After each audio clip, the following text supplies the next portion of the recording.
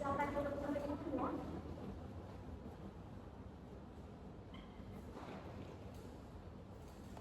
Oh, kamu namanya Dela. Ya, kamu bisa bantu saya ya apa yang integrasi kamu ya. Makasih untuk hari ini kamu boleh nempatin buat saya untuk proses kali ini. Saat ini saya yang jadi pendamping kamu untuk menjadi konseling hari ini. Nah, sebelumnya bagaimana keadaan kamu hari ini? Keadaan saya belum baik akhir-akhir ini. Tidak apa-apa ya, nanti kamu bisa mencerita dengan nyaman. Saya akan mendengarkan. Ya Bu, saya memang banyak pikiran kuliah. Kamu bisa menceritakan tentang orang yang saya akan mendengarkan.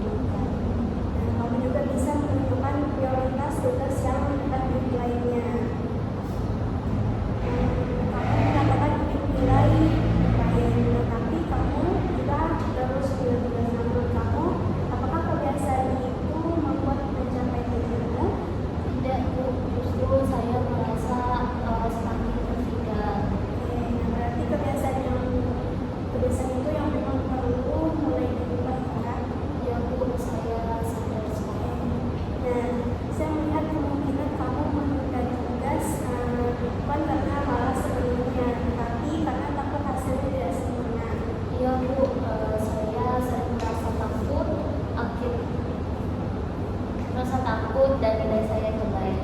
Nah, karena rasa takut itulah akhirnya kamu memilih menghindari tugas. Benar sekali. Nah, padahal ketika tugas itu mulai dikerjakan sedikit demi sedikit, biasanya rasa takut itu akan menghilang dan akan berkurang. Saya baru sadar tentang tugas. Nah, jadi dari pembicaraan ini kita mengetahui bahwa kamu merasa tertekan karena tugas kuliah banyak, jadi sering menunda pekerjaan. Nah, dan juga